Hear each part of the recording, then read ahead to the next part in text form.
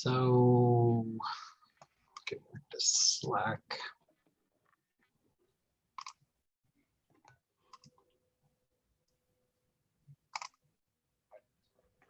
As far as progress and status,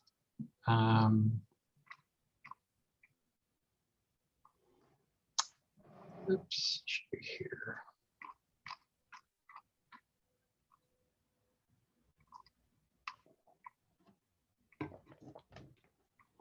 I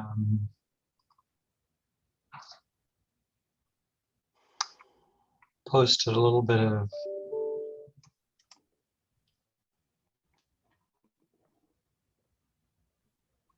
feedback.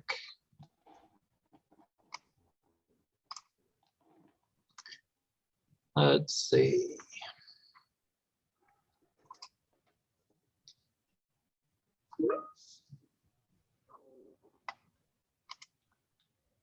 So let me set that to do not disturb.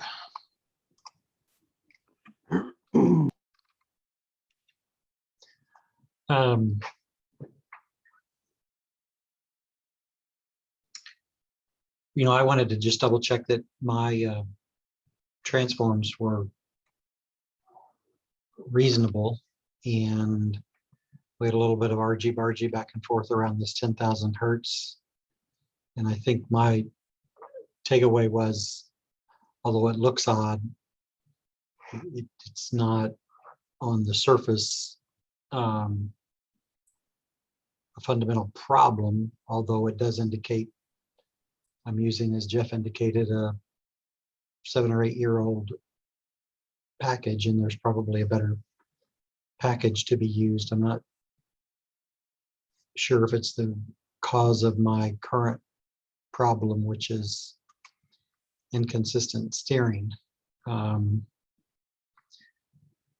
So at the moment, you know, that's my problem statement, is inconsistent steering, and the path that I'm gonna go down is what Javier was suggesting in some of these notes around looking at the maximum acceleration, and see if that gets me anywhere. If that doesn't get me anywhere, then I probably would go back and look at this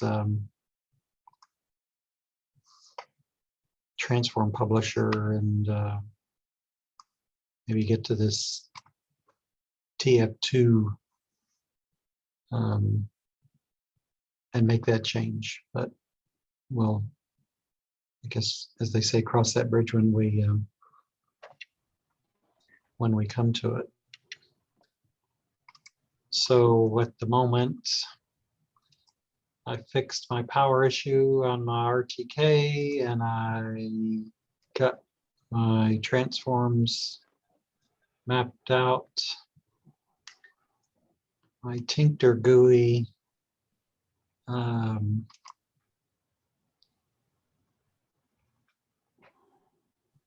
this is what my GUI looks like at the moment, and it's publishing command speed and angle. And I'm able to press these buttons to start up those individual things. I still don't have that GUI straightened out and being able to publish that correctly. But anyway, that's on my list. Al? Yeah. Good morning, Al. Good morning, Hey, Chef. Good morning, Bob. Why aren't you getting the topics published? you're a little faint, Juan. What did you ask? Yes, why aren't you getting the topics published in your Tinker? Why am I getting the topics published where? No, why you aren't getting them? Because you are saying that you don't get command speed and command angle. Oh, I get them published. It's a formatting issue. Ah, okay. It's it's a, how do you take a float? How do you take a float value from a raw publish and present it in a readable format in Tinctor? That's the problem statement. Okay. Right now it comes across as a 14 character thing, and it is not really readable very well on that. That's my, but it's low on my priority, low on my priority list.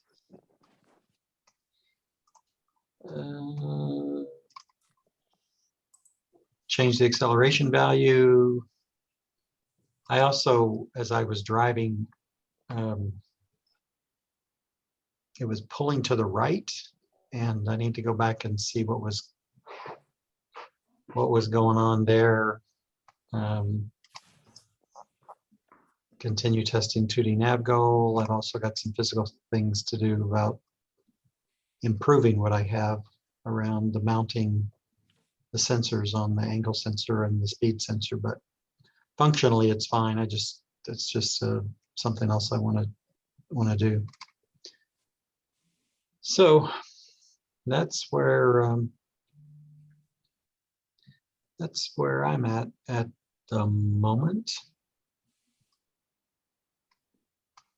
What's in store for hopefully the weekend. So something I noticed, it might have been on your video, you're going through and debugging and saying, well, the thing moved here. Now it's just sitting there looking stupid, yet it's got a command velocity of minus 0.29 meters per second, but it was sitting there not doing anything. Yeah. And I'm sure you're trying to blame it on all your accelerations and all the other parameters. Well, that says if you fire up a command line publisher and say publish a minus 0.29 meters per second, your tractor will not back up. It's a low level, that was a low level thing right there. If it's sending a command and your tractor is not moving, then you got something wrong with your transmission control, I assume. So you might want to keep that in mind. Yeah, that's a and here's the way I'm thinking about that particular item. If I go to the YAML file, I'm just trying to get there.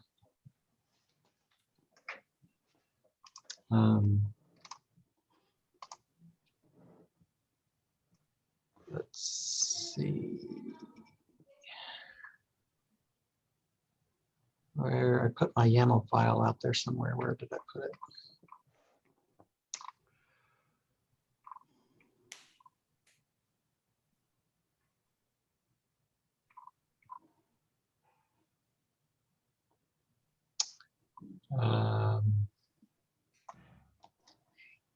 That's another issue of making it easy to get to people's configuration files quickly. There's a minimum speed. I think there's a making sure you're always giving the tractor enough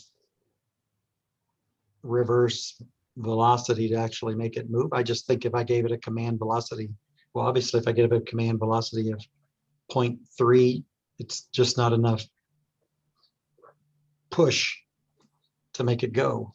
So you got to figure out the minimum amount of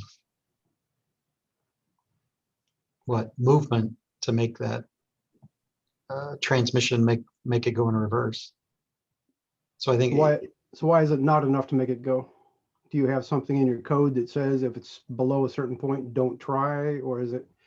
Do you have some kind of a feedback loop? I was thinking the Matt had something that would read the speed of the rear wheels and adjust his servo. Because it has nothing to do with your upper level navigation stuff. It's just down at your transmission level. I perceive that as a problem. Now, it could be that for some reason, yes, it just won't go slower than, what is that, 12 inches per second or something. That seems to me that should be a reasonable speed for the thing to move. So there's no filter, but with that transmission in the parameter settings. Let's see, where do I have it stored?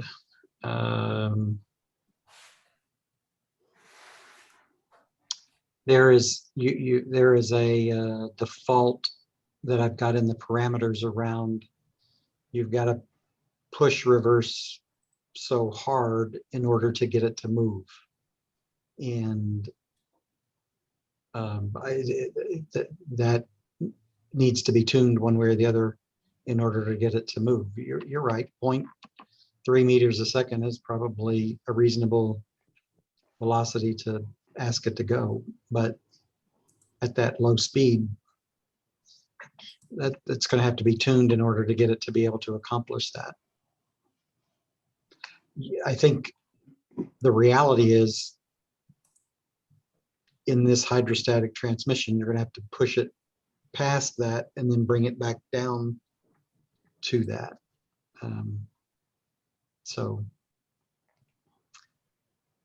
And I'm just trying to think through where that in my launch file. In my launch file, you might get a sense of, well, it's not going to be in that launch file.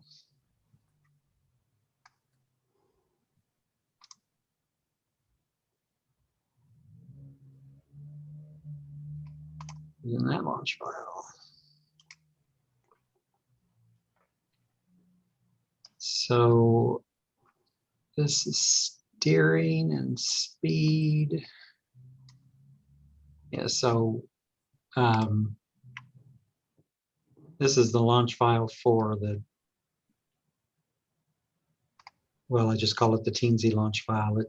It just sets a number of different parameters, and there's two parameters that the transmission teensy listens for. It's the forward nudge and the reverse nudge.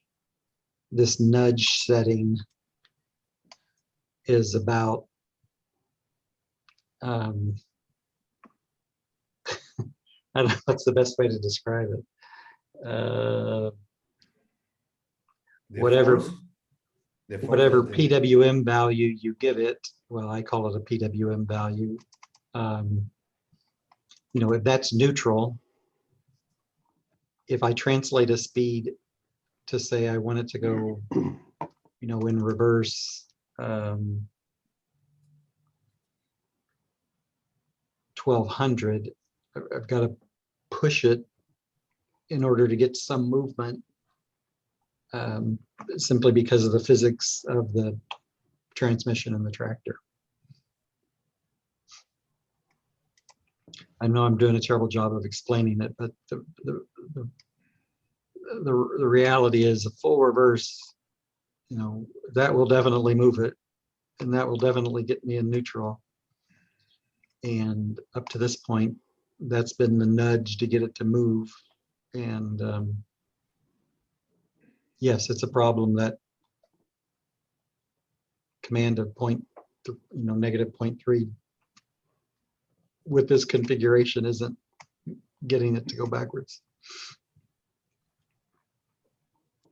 So my only point there is the fact that if your low level stuff isn't working and you're trying to figure out, debug your navigation stuff, well, you're going to keep debugging the top stuff, and the tractor is just refusing to back up or refusing to move in the first place. So it's gonna, it just adds more confusion to what you're doing there. Because you'll try to blame it on this or blame it on that, and in reality, the thing just won't move with those values you're sending it. So that's just going to confuse you more, I think. And yes, if you go into the TEB planner, there's a parameter that says minimum forward speed, minimum reverse speed. If you just set that number really high, so you want to stay out of the way if you're going to do that, but set the numbers high enough that if it wants to back up, it will back up very fast, and then that'll get around the problem that it doesn't respond well at low speeds. So I think there's parameters in the TEB planner where you can tell it that in the move base part of that. You can probably say, you know, minimum reverse speed is 1 meter per second, but I wouldn't want to be standing very close to it if you're going to start doing that kind of thing. Yeah, And now that we've talked through it, I could no doubt likely change this and get a negative 0.3 command velocity to get it to move.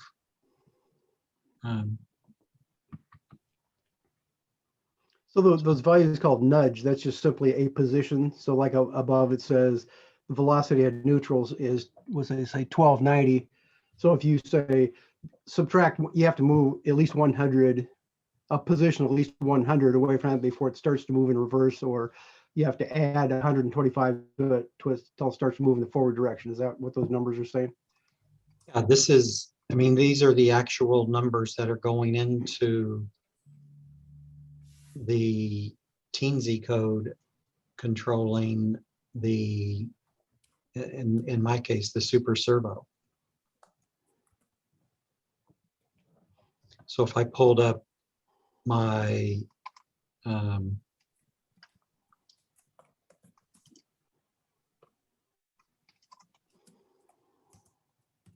super servo code,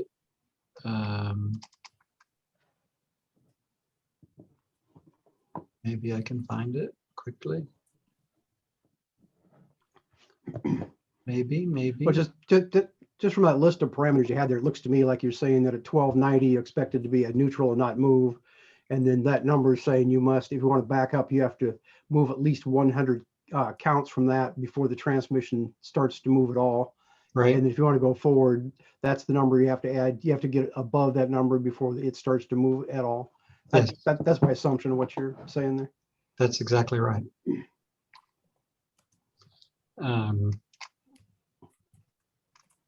I suppose it might make a difference if you're on, say, flat ground, say on your driveway, or if you're in your grass where you have more resistance in the grass. It could be you have to have, a higher number to get it to move. I don't know. I haven't played with it hard enough to know how those are going to act. So this is the actual code that's running on the teensy controlling. Well, no, that's let's see. Is this controlling? That's the.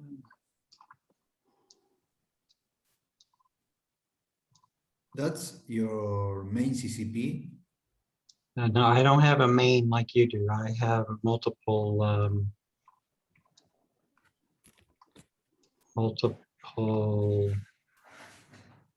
Processors.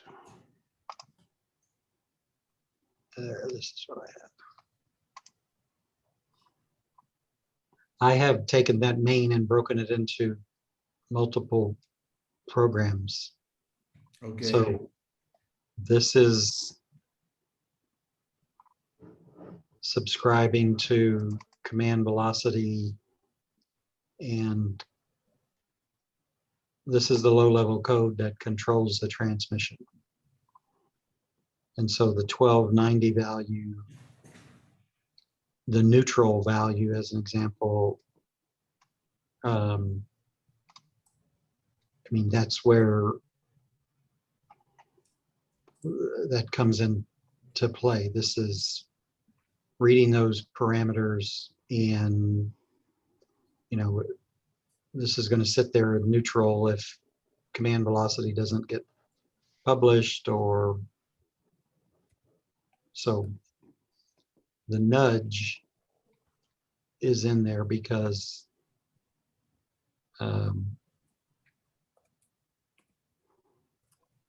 when it comes down to writing,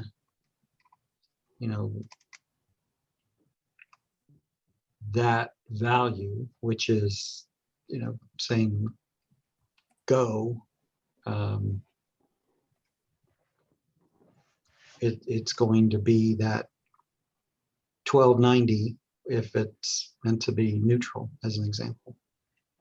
Or if it's meant to be something greater than that, it's going to be that nudge value plus. I noticed at the top you had those two values defined, and one of them said 125 for forward speed on flat concrete, and the other one said minus 100. It said untested, so maybe you just need to go back and test it and see what the value is to put in there. Yeah, right there. It just says untested, so maybe you just threw that value in, and you just need to go back and put it on flat concrete and see what value to put in, and then just just change the value. Maybe that's all that's wrong. Yeah, and as a reminder, for me anyway, this is what's compiled and sitting there. But those numbers are the same. Say the numbers you got compiled in and your parameter file were the same numbers. And it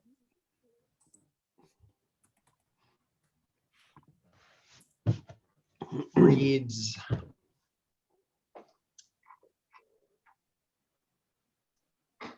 I'm looking for where it reads the parameters, because that's why I put the parameters in, is because I was getting tired of having to recompile this program every time I wanted to change one of those values. Bum, bum, bum, bum, bum, bum, bum. But the point is, I think your number 100 is just not correct. You just need to go out, put it on your flat concrete and see what value it takes to get us to start moving backwards and change the number 100 to whatever is the appropriate value. So regardless of where you read the parameters, yeah, you're right now, what we just saw, you're reading the same parameter from your parameter file, and it's the same number you already got in the code. So it doesn't really matter where you're reading the parameters. I just think that number needs to be changed. Mhm.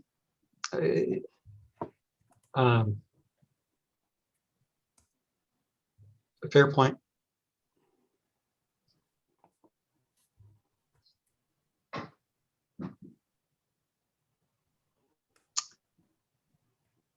Yeah, here's the timestamp for going out and getting the parameters. So it goes out and gets those 9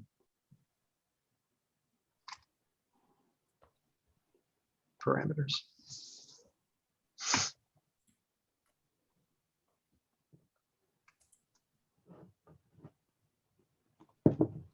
So I don't have to recompile it.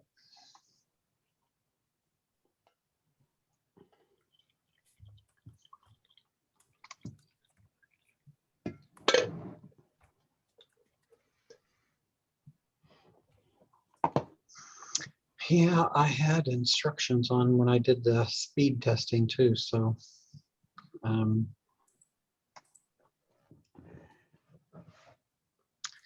guess I can go back and review those to see how it behaved at low speeds as well.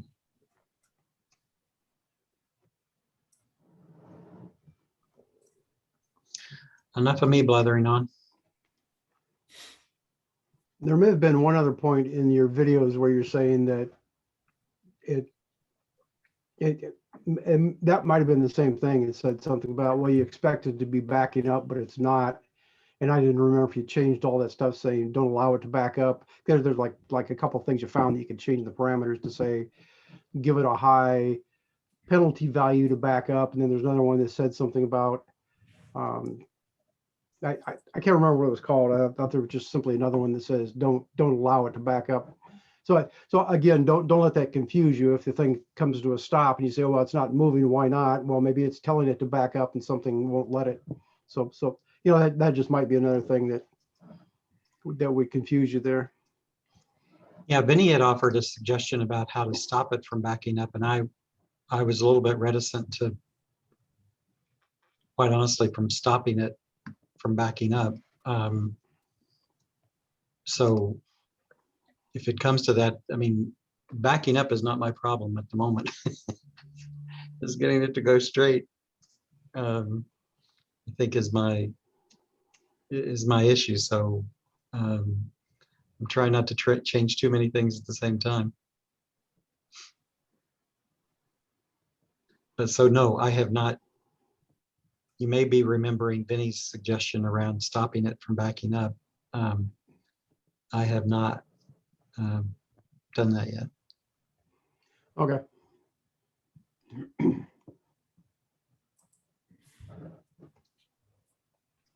Oh, another thing, just a debugging thing. I noticed at one point you went through and said, I think you pulled up either command velocity, like echo topic or something, and you said, oh, here's the command velocity, but I can't read it. I don't know what it's, you know, it was just, numbers, what, as you say, a 14-digit number quickly whipping by and you couldn't tell what it was.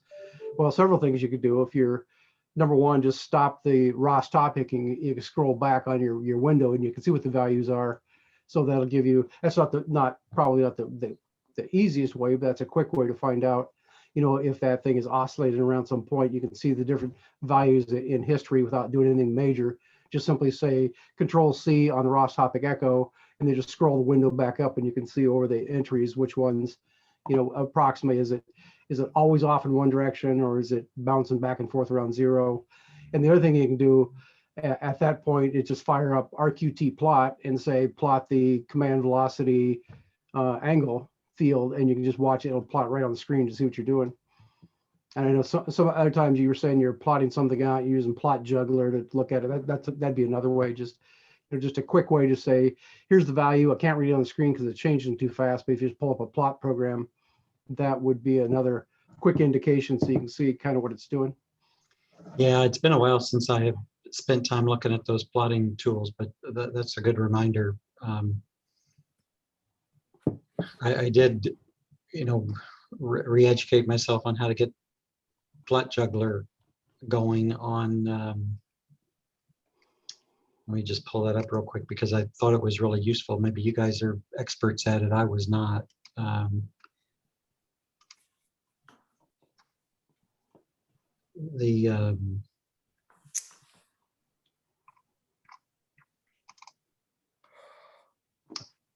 So I can, there is a, let's see if I can make that a little bit bigger.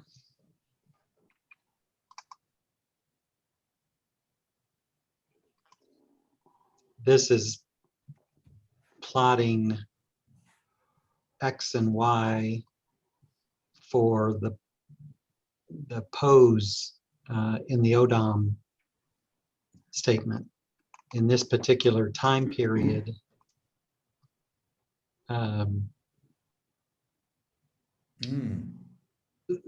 tractor is sitting still. Now you see this movement and you think, oh my gosh, there's a lot of movement there.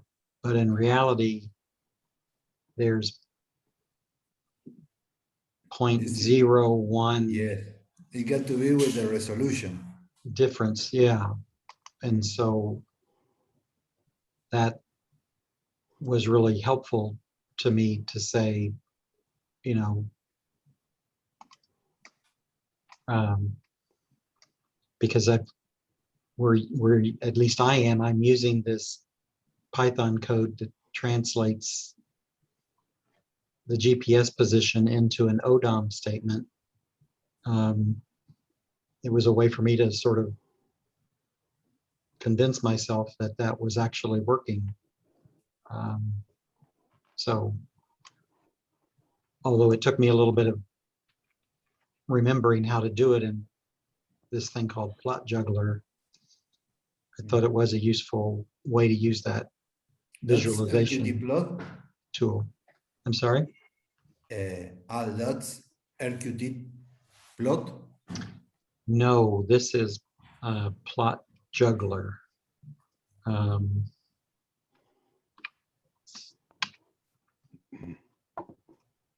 Something called that. Ah, okay.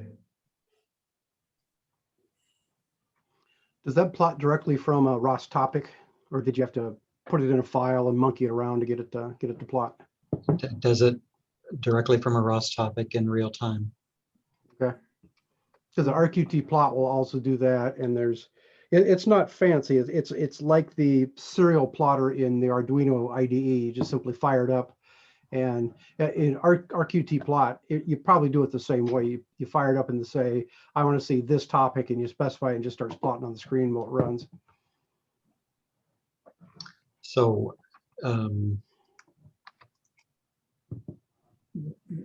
what, again, I'm a novice at this, but it also will let you have different tabs here. So I could put command velocity as another tab, you know, and have multiple things going on at the same time. I will give it a chance because sometimes when I try to launch the RQT plot, I get my computer to crash. Maybe this is an option. Yeah, it's been a while since I've used this, but I remember having used both. I liked this better. And it took me a little bit of time to get used to it, but once I got used to it, I like this better. Anyway, and if I really found this pose, plotting X and Y pose, because if you do it over time, it's actually drawing a map of the, of my yard. So anyway, it's just an aside.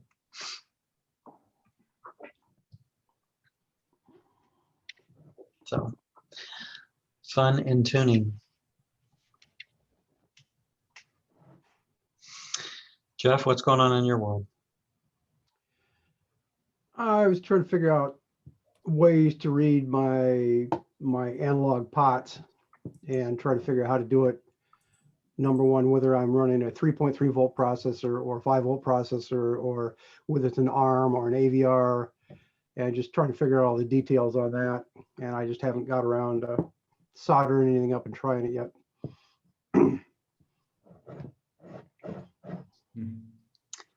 So via software, you're trying to figure out voltage? I don't.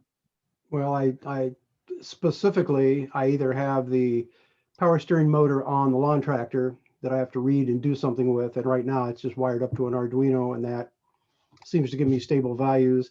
And my other option is on my mini tractor, where I've got that giant RC servo, and I've got a wire soldered on the pot there. So I need to be able to read that voltage out and convert it into a number for the code to use.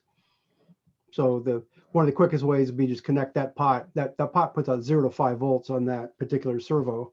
So if I just connect that directly to an Arduino Nano to the A to D input, yes, I can read that.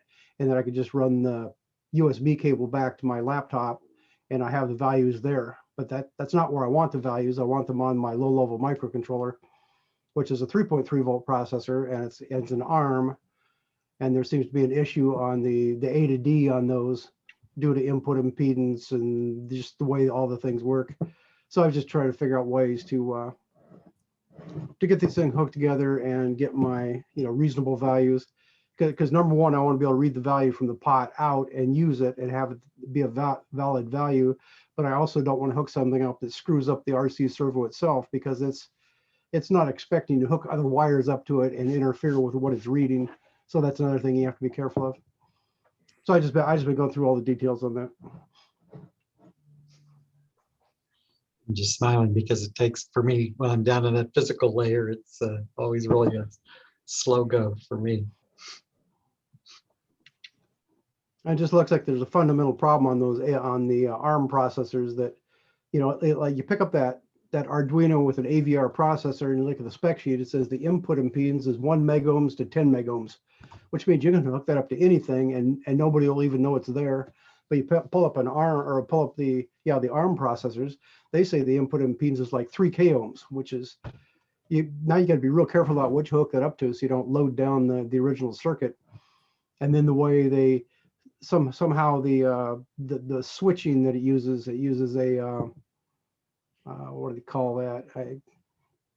I can't remember what they call it, but basically it says turn on the input switch, which charges an internal capacitor, and then it reads that on its own.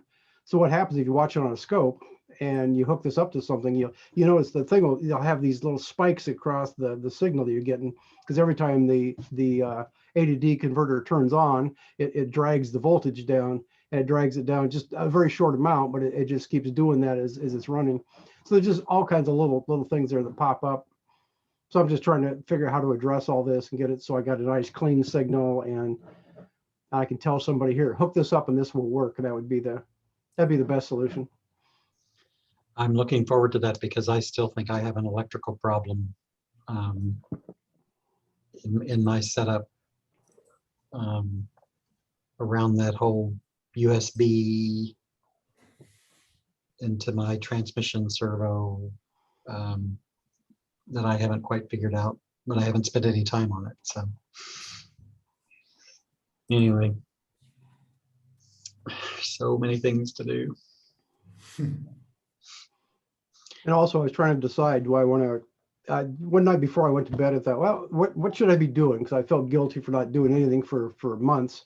And I thought, well, I could go work on my lawn tractor tomorrow and, you know, work on the steering. I got to finish bolting that down so I don't have to hold the frame when the thing turns. I have to figure out how to physically mount that. And I thought, well, where's my mini tractor? Where does it sit? And it's got most of the stuff on I need. It's got the rear wheel differential odometry, and I could do the Ackerman odometry, but I need to be able to read the steering angle out. So I thought, well, I could go ahead and continue that down that line, but it has other things. It's got the LiDAR on it. It's got the dual GPS.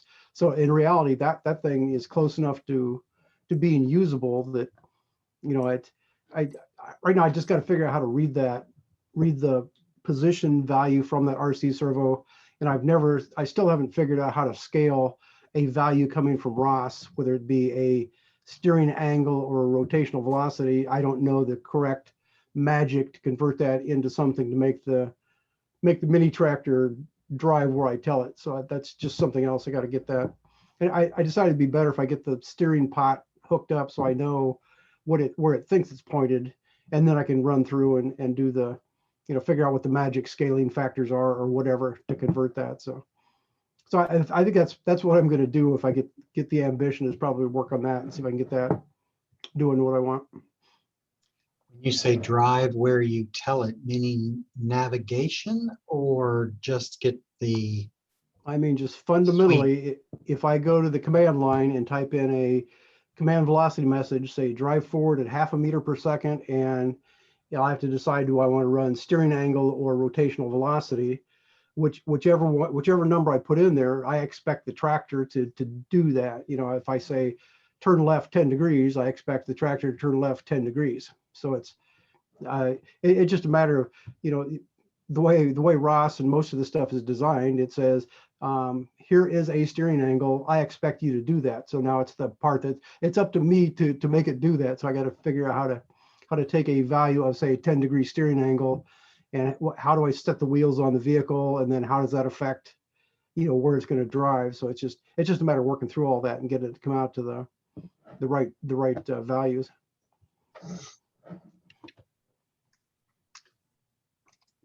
Yeah, I'm just looking for... And as a comparison, you know, when I set up my GPS and drove around the block and I showed all these plots and how I was off a little bit here and a little bit there, and I showed my motor velocity and all that, I want to do the same thing with the steering, where I can say, you know, if I give it tell it to drive straight, I'm going to do like you did and say, read my GPS. And if it's not exactly straight, I can tweak my value to make sure the steering is actually centered. And then put all this stuff together. Because if I say start driving around, say start driving in a circle, you know, I'm going to give it a command velocity that says set the steering angle to this angle, or set the rotational velocity to whatever it is. And the thing's going to drive in a circle. Now, the trick is, now you got to measure that circle and say, how big is that? Does that match? If I tell it turn 10 degrees to the left, I have to figure out how big a circle should that make. Then I have to go out and measure the circle and say, is that correct? So there's scaling factors there. And then at the same time, if I've got the thing driving in a circle, I can pull up the data from the GPS, and I can get the XY location from that. I can get the forward velocity from the GPS. I can get the heading from the GPS. And if I do heading over time, it should give me I could basically create rotational velocity from that. And if I read the differential drive odometry on the back wheels, one of the outputs of that is rotational velocity. And if I put in an IMU, I don't know if the standard IMU topic puts out rotational velocity. I don't know if it converts it. If it converts it to an odometry message, it would. Otherwise, the IMU itself, if you read up the raw data from the gyroscope, that'll give you rotational velocity. So I've got like 4 or 5 different ways to read rotational velocity. So if I'd say a command velocity that says, I want you to turn at half a radian per second, and then go read my odometry in the back and say, is that what it says? Because those two numbers should match. If I tell it to drive at that rate and the odometry says you're driving at this rate and the GPS says you're running at this rate. So all those things should match by the time you get everything calibrated correctly. That should all, any one of those numbers should be interchangeable. And that's just, just a low level thing that I've got to get that working. Yeah, you're talking about rotational velocity and angle and all that stuff. When I was testing my steering, I was much less complicated. I was, hey, I've got a number and that number's been translated to a certain number for a target. And is my actual close to my target? And this was, in my case, happened to be a 16-bit number because that was what I was able to get on my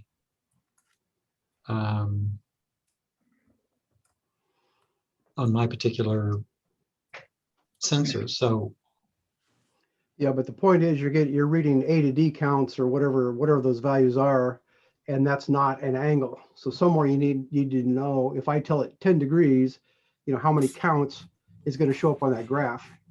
It's one thing to just get it to move back and forth, but eventually if Ross says, I want you to turn it 10 degrees, you've got to work through the steps to say, how do you scale that to say that, like in that case, maybe 35,000 is 10 degrees or whatever. And then the other problem is, if you look at the TEB planner, it says if you set that flag, it'll put out steering angle as opposed to rotational velocity. And somewhere there's a note that says, oh, by the way, that's not the steering angle of your wheels. I think they said it's the steering angle of your vehicle. So that's yet another thing that has to be tracked down and say, what, that makes no sense to me. So I have to go track that down and see what they're trying to tell me there. But the fact is, if I say turn it 10 degrees, then I expect the vehicle to turn it 10 degrees. And there's lots of different things, like, as you say, setting your steering to a certain count. Well, you got to know, how does that equate to a 10 degree in your command velocity? So it's just going through all the steps to get all that stuff to come out and to work. yeah, and maybe that could be part of my fundamental problem, because for me, for steering alone, command velocity is going to give me a number between 1 and -1. That's just what it's going to do. So it's 1 minus 1 what? Now somewhere we went through this last time, and you said, oh, here's a scale factor in your Arduino that said, do a map command from ±1 to ±0.3. Right. So I'm guessing the 0.3 is radians, and the ±1 is just the arbitrary number from a joystick. So that if plus and minus 0.3 is in radians, then you have to figure out 0.3 radians equals how many counts on that graph you just showed. So somewhere in there, you have to get all that equated out. So the fact that you say turn left at this angle, it knows what to set your steering at to make that happen. I have never calculated anything about radians in my steering. And I'm trying to wrestle in my mind if that's a fundamental problem or not. Not a problem, but I don't know to say it, the unit is radians.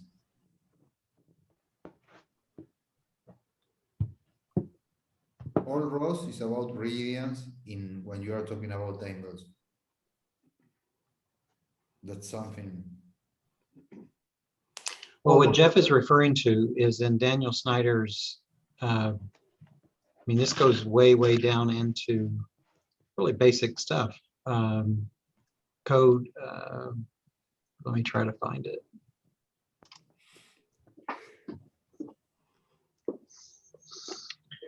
Bum, bum, bum, bum.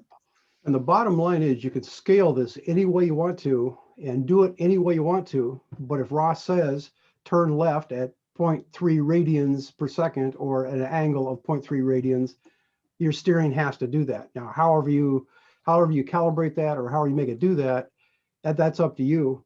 But if Ross says turn at 0.3 at a steering angle of 0.3 radians, then your steering has to go to 0.3 radians. And again, like I said, I have never done anything about testing my. I loaded up Daniel Snyder's code, and that's it.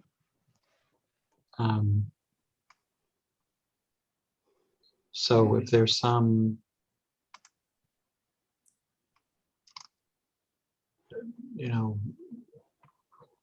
figuring out the radian turning capacity that I need to go through, that's a step I've not done. Well, in one of the meetings, we were talking about this, and Kyler says, oh, just use curvature. That solves all your problems. And I think he decided that curvature is if you take your command velocity and something about divide the velocity by the rotational velocity, or the other way around, that you come up with a number of curvature, which is some kind of a, I don't know if it's scaleless, but basically says this is how big a radius we want the thing to drive in. And then he says what he does, he just goes directly from that.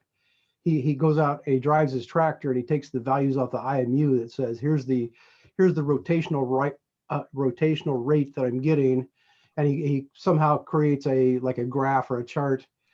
So between the number he supplies it, say I want to turn left at this angle, and whatever's coming off the IMU, he just builds several values. Then he runs some fancy mathematical thing to do a curve fitting, and that's how he does it.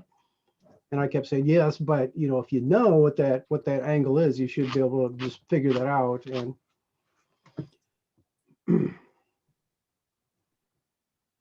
And also if you back up to the point where instead of using steering angle and you use the original rotational velocity that Ross always uses, I think that if you put that rotational velocity into your vehicle with a command velocity message, and then read back out either on your IMU or your differential odometry or your GPS, it's going to say what your rotational value is.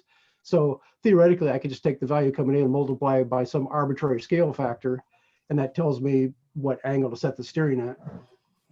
But just somewhere in there, you got to equate those together. So, if I tell you drive forward at 10 miles an hour, and you don't have any way of knowing what 10 miles an hour is or how to scale that, well, then you have a problem trying to know, trying to figure out what to do with that. And it's the same thing with the steering. If I say turn at this angle, if you don't have anything in there that's accounting for angles, it seems like that's going to be a problem. And that's, I want to go down that path and try to figure all that out and come up with, something saying this is what you need to do and this is why you need to do it. And here's what I did.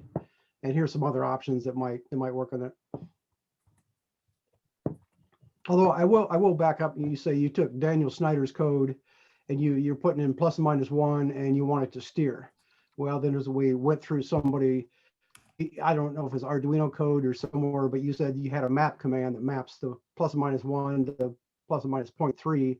I don't know if that's in your vehicle right now. So you may not have any scaling factor in there, which means you could assume that what's coming off your joystick versus +/-1 would by default, by definition, that's going to be, if you load that directly into command velocity, that's going to directly assume that's +/-1 radian steering angle.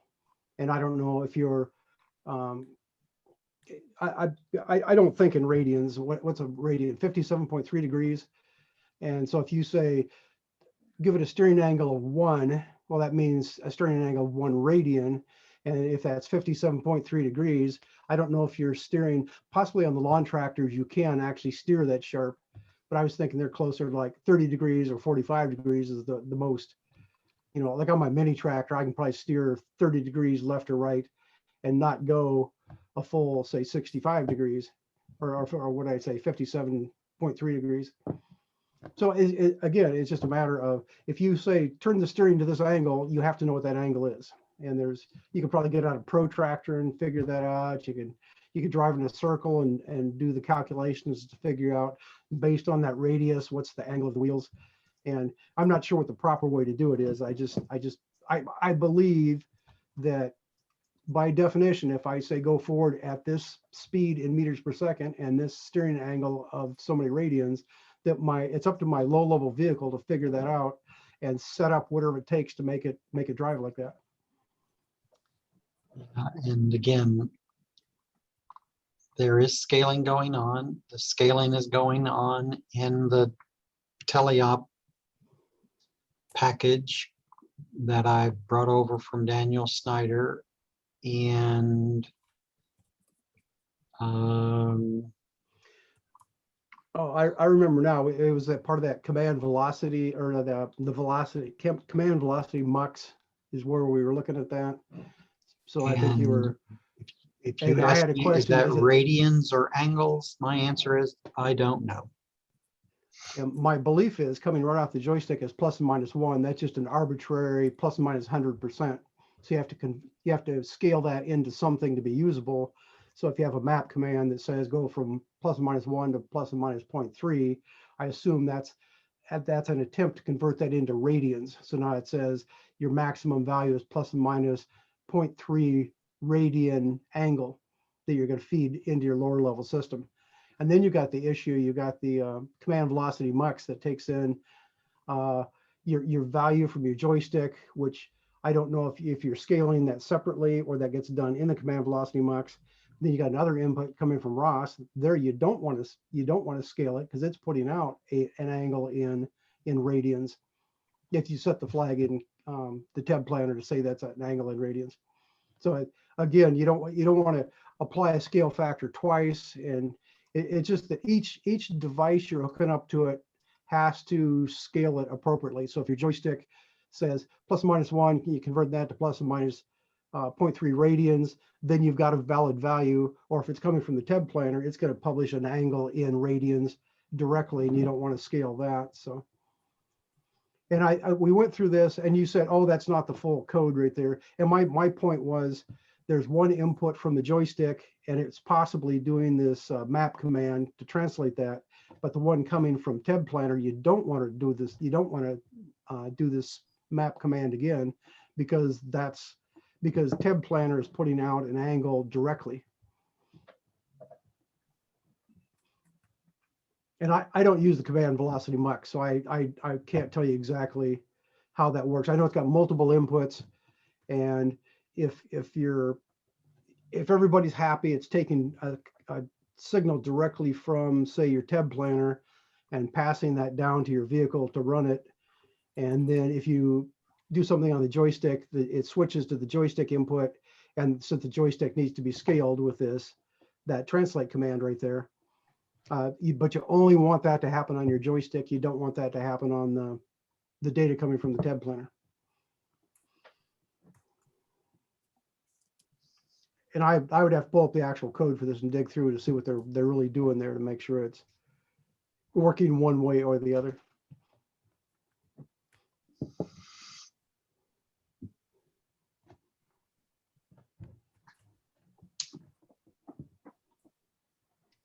Well, your question continues to be, is that an angle or radians? And my answer is, I don't know. And I believe the 0.3 is radians, simply because somewhere you have to convert from plus or minus 100% into radians. And this is the command we see that's doing something. So I assume that's converting it to radians. So the question is, on your lawn tractor, is your range of steering plus or minus 0.3 radians? And my guess is you don't know, because I don't know what they should be. Again, radians confuse me. And I have to get like a protractor and measure that, or drive in a circle and do the calculations. My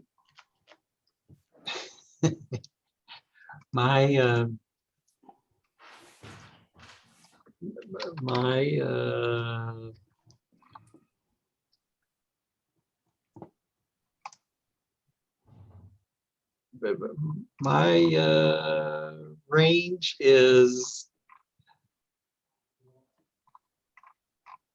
30,000 ticks on a, you know, at a low level, you know, I have a bunch of ticks. That is my range. And when driving with a joystick on command velocity, it's -1 to 1. That's how I would describe my range. I have no idea what angle a -1 gives me or what angle a 1 gives me. I just know that's full left and full right.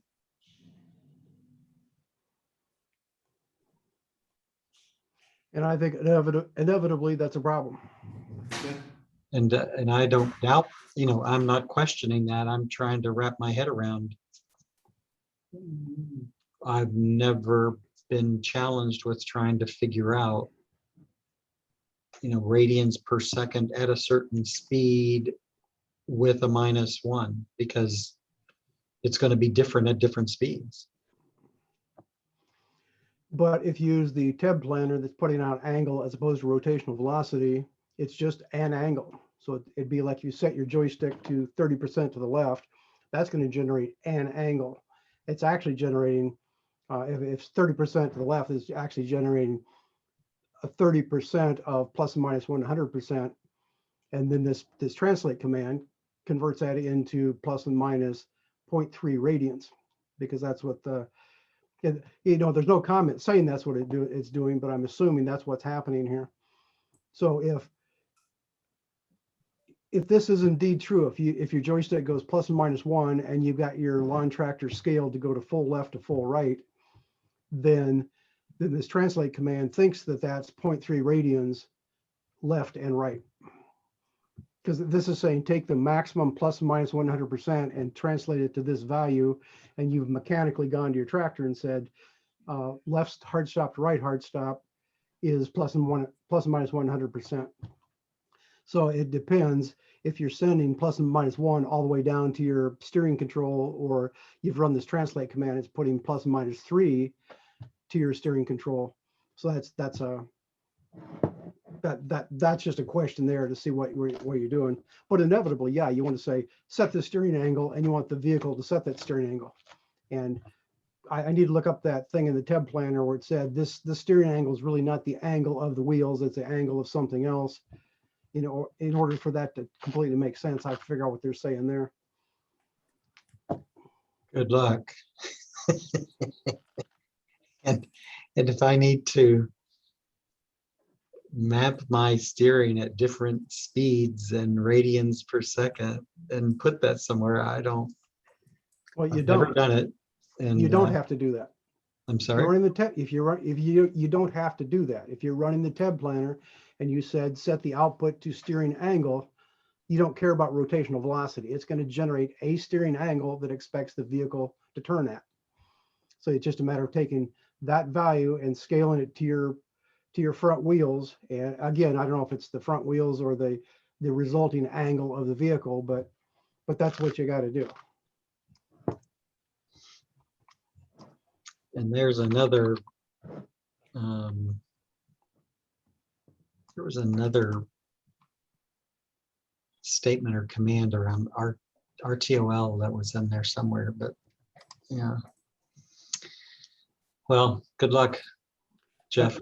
But back to your problem, you say it won't drive straight forward, it wanders back and forth. Well, if your scale factors aren't right, where Ross says turn 10 degrees, but your vehicle thinks that's 45 degrees, you're either going to understeer or oversteer for everything that it sends you. So yes, that could cause it to not go straight. You know, it's going to turn too far to the left or too far to the right, or not far enough. And if it doesn't turn far enough, then the TEB planner might say, oh, let's overcorrect for that and give it a big number. And again, if the scale factors don't match, your steering is going to be banging back and forth and not following what it expects. It's not following what you told it to do, or what the TEB planner told it to do. So yeah, that might be an issue.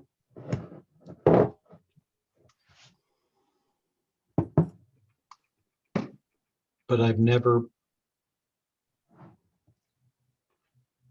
If you find out where you're supposed to input that information, that will be, crazy useful, because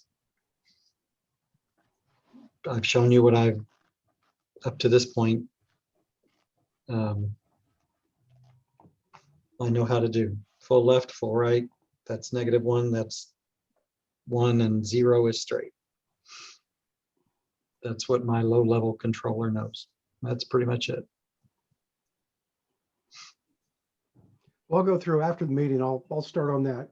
See if I can track down that statement in the TEB planner that said, oh, this is not really wheel angle, it's something else. I'll try to track that down first and see if I can figure out what they're trying to tell me there.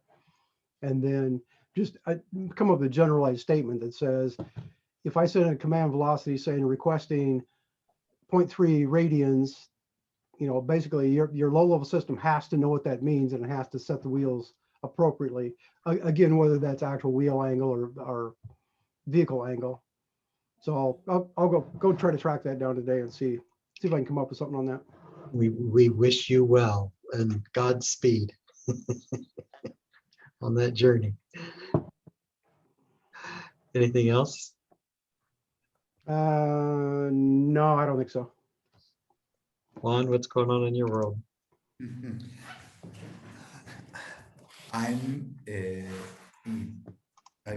Yes, I'm in a journey to simplify everything.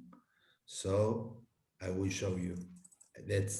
I'm getting now. I'm in the second setup of the plywood.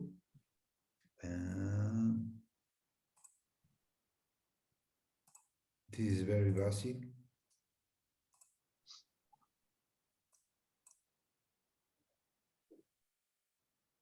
And as I put the breadboard, I'm using I put in front each one the Tensi and a blue pill.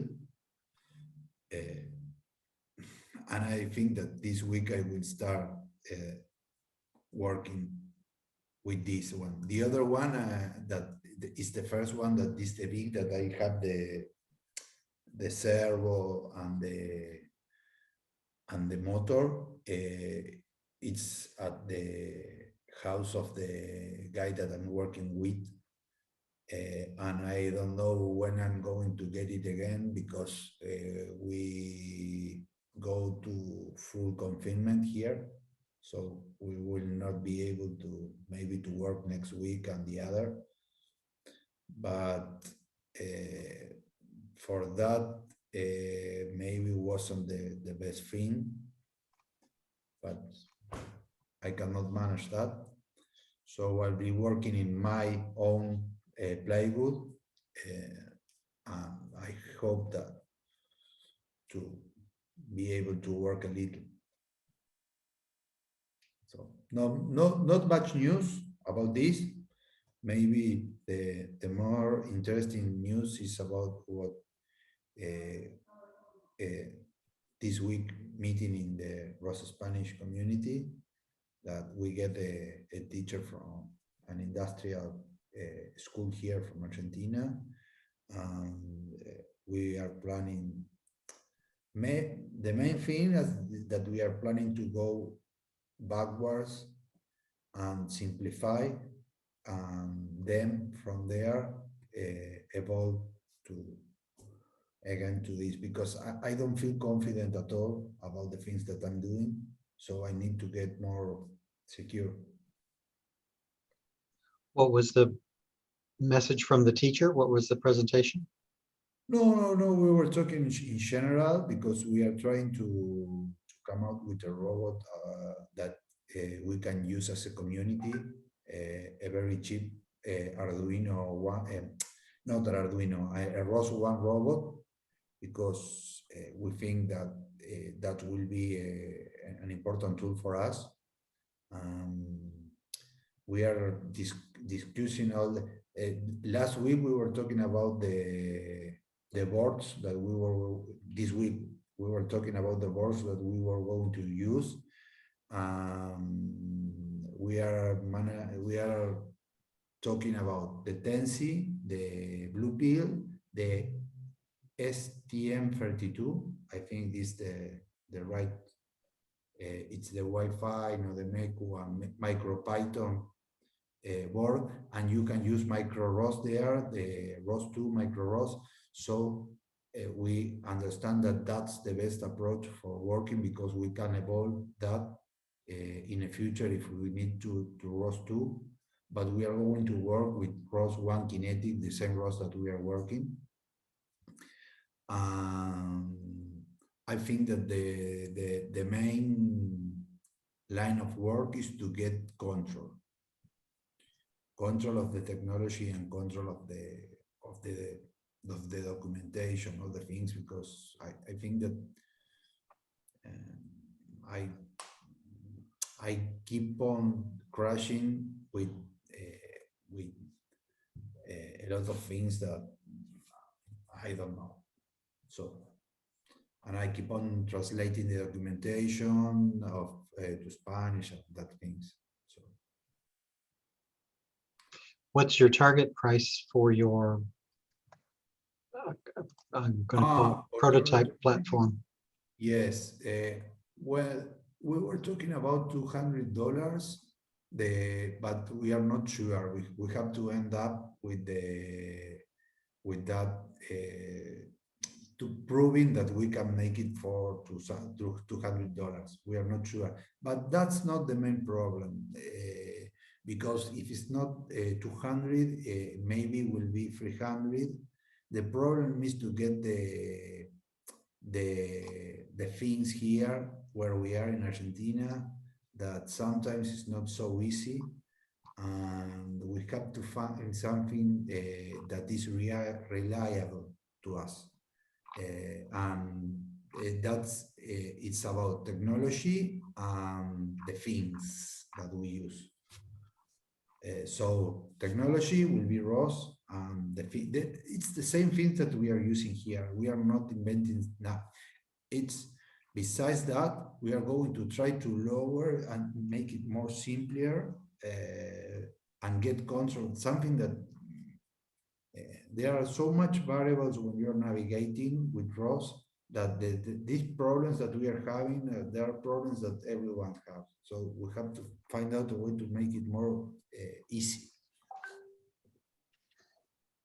Is everything stopped at customs, or if I send you a package, it's person to person, is it less a problem? I don't know, because for example, I ordered some boards from China and I get them here. So it's not something that in a low level, it's easy. But when you are trying to escalate things, it gets complicated. So when you are building something that someone got to replicate, it's something that you need to I don't know how to say it. You have to make it easier for them. So raspberries, yes, we will get raspberries. Blue pills, we will get blue pills. STM32, we will get STM32, and the other things are easy. But for example, a Tensi, that's not just so easy, and that kind of things sometimes are more complicated. For example, the way you choose the magnetometer, I will never use a magnetometer here. I will try to use a simpler encoder for the steering wheel. That kind of things are important. Well, I mean, always know that if you need something, purchased here, repackaged and sent to you there, that's always an option. And I thank you for that. Thank you. But that's not the problem. The problem is to try to find a reasonable way for us to work. Oh. I mean, this is that article I posted from this guy. I mean, Javier said he has something at his house too. Yes. That it's basically a radio control car. I mean, you can spend a lot of Yeah. money on these things. Yes, but as I will try to explain it the easiest way. Maybe I'm not able to do it. But when we were yesterday, we were talking about this. We have to come out where the people is, and the people is at the schools. To get an amount of guys that can work in projects. As you see, we have to come out with something that a student can build or a school teacher can approach to a student. And this kind of thing is not something suitable for that. You need to go the lower the bench to the basics. And if you go there, sometimes if you see there are not a lot of implementation of ROS in a low level. So I'm not sure why, and I will try to understand that kind of thing in this line of work, because that's not something reasonable. Because the same problems that we have here, there are in other parts of the world. The world is not so easy. So I don't understand. So maybe for learning, we need a learning platform, and we are having the same problems that we have when we talk about here.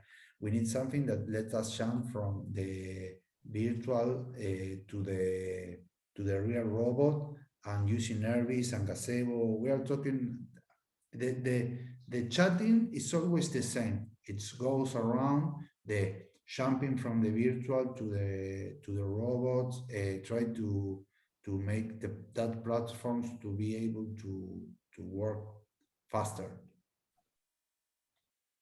So we are not something strange in this world here. This amount of people that we are talking about tractors is nearly the same chat that you got in other groups.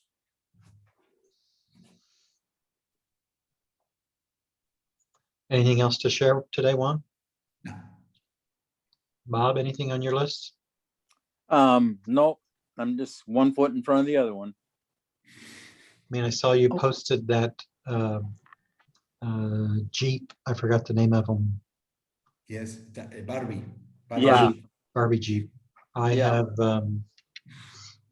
have purchased and taken apart and used 2 or 3 of those, just so you know. I personally think it's an interesting platform to try to test things out on those. I think it's safer than trying to do it with my tractor. Surely. Clearly, yeah, clearly. And, Barbie won't kill anybody. pick it up and move it around. Yep. Now, you're going to have to figure out how you get wheel sensors on that, or figure out what you're going to do about, sensing speed. Yep. One thing that I was thinking last week, and maybe Chef, you were in the same. How do you get the odometry from the wheel? I have a gear put in the wheel with the magnetometer, and I get the information. But how do you get it, Chef? And how do you get it out? There are standardized equations for that, and basically you have to figure out, you have to measure the left wheel and the right wheel, how far you've gone. No. Yes, I understand that, but which sensor are you using? What am I using? I Yes. have, so I think they're optical encoders. They're quadrature encoders. They're 128 counts per revolution. So I've just got a gear on the axle and a gear on the encoder, hook them together. And then I just feed that into my microcontroller to read the values off that. So you are using an optical sensor pointing Yes. to what? No, it's just, it looks like a potentiometer basically. And It's just got a little shaft sticking out. So you could put a knob on it and turn it if you wanted to, but I put a gear on instead. So it's just it's not the optical stuff pointing things. Just internally, I think it's optical. Okay. And then And Al is using that magnetic sensor on his stuff. pointing to where the magnetometer? It's not a On- magnetometer. It is an angle. It's a magnetic rotation sensor. Okay. So on But you his, measure one turn at a time, which is the Hold on a second. I'll show it to you. just a quick explanation. The sensor he has is an absolute position sensor. So for one full revolution, it tells you where you are of the 360 degrees. And if you get to 360, it just rolls back over to 0 again.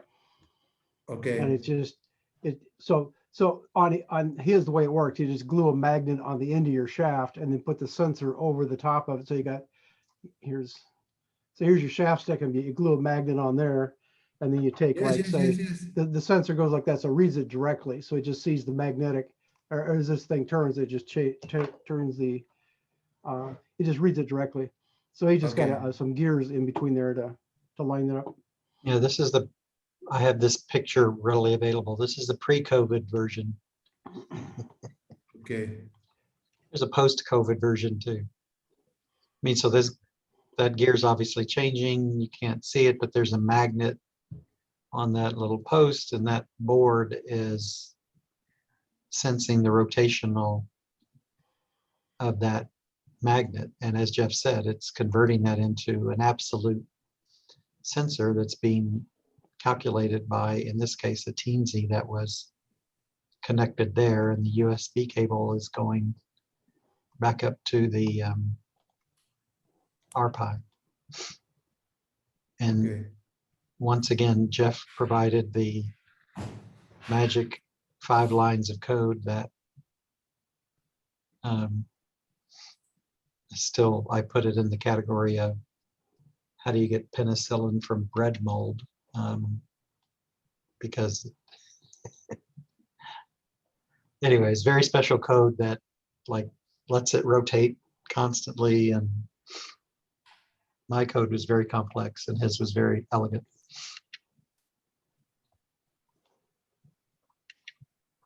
That's just my approach. Okay. So I don't actually calculate ODOM. So when you say, how do you calculate ODOM? I don't. I get ODOM from the GPS through that transform. The purpose of this, speed. So to help control the transmission. Jeff is more pure than I am. He's calculating ODOM. I could calculate ODOM, but I don't. I would like to get to that. What I'd like to get to is when I have RTK, use ODOM from the GPS. When I don't have RTK, use ODOM from the wheels. But that's an improvement yet to come. And an improvement for one setup where you just got that, I think it's like a 60-tooth sprocket that's on your axle. Then you've got that magnetic proximity sensor to see each tooth as it goes by. You can put a second sensor on there and get the quadrature out of it. So that will tell you, number one, it will tell you which direction you're turning. And then secondly, if you do a full quadrature decode, you get 4 times the resolution. So instead of 60, you'll get, 240 counts per revolution of your back wheel. So that's a couple of things to think about there. So you'd have to add a second one of those proximity sensors, and you have to offset it by 90 degrees. If you look at the waveform, so you got the square wave coming like this, coming off the thing. You got to get the second one. So you line up the two. So you have to line up the two waveforms. So one's 90 degrees off from the other, and then you can then decode that with your microcontroller. And then that also, it's smart enough then as you go forward and backward, it knows which direction you're turning. And with the extra higher resolution decode, you get 4 times as much you listen resolution to off me? that. What's that? No, my computer has freeze, so I Oh. didn't see anything of what you're. I was waving my hands around. It wasn't really showing you anything. So. Okay. I was thinking that you were showing some.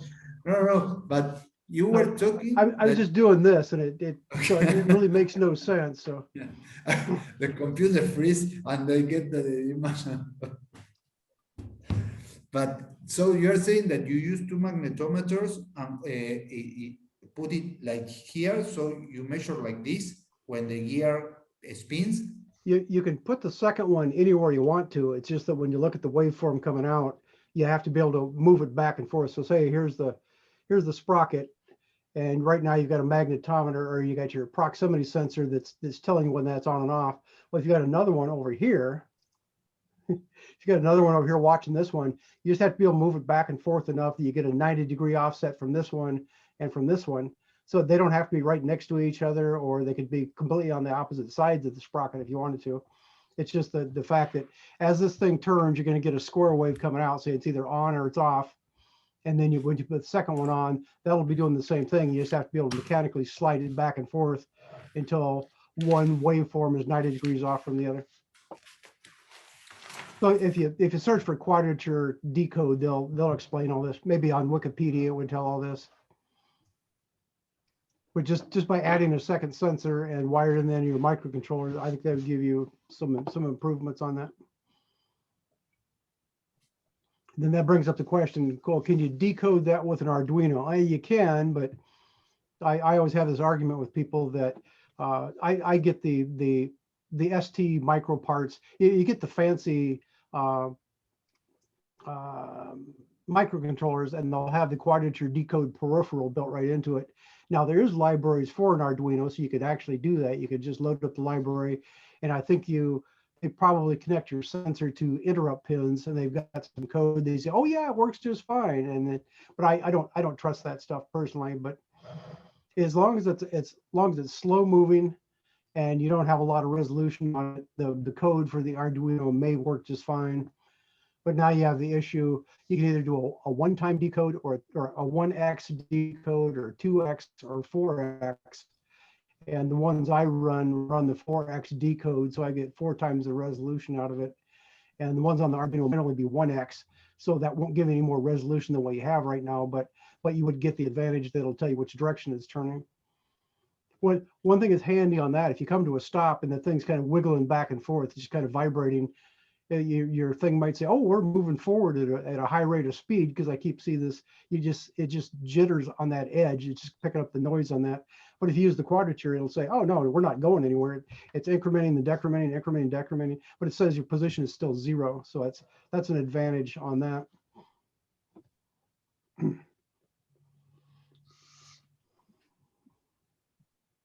Bob, we were talking about your Barbie Jeep. Anything else? Oh, I want to ask Bob, does your Barbie car have the remote control steering? Some of them had it, so you put your kid in it, and then you have a little remote control you carry around. It had a motor that would turn the steering, and then you could control the motors in the back to make it drive around. I haven't seen any motors on the steering, just motors on each rear wheel. If it had the motor on the steering already, that would save you a lot of screwing around right there, because it would already be there. No, and I don't know, maybe if you flip it upside down and look, it could be it doesn't have it on there. No, it's strictly steering wheel and goes left or right.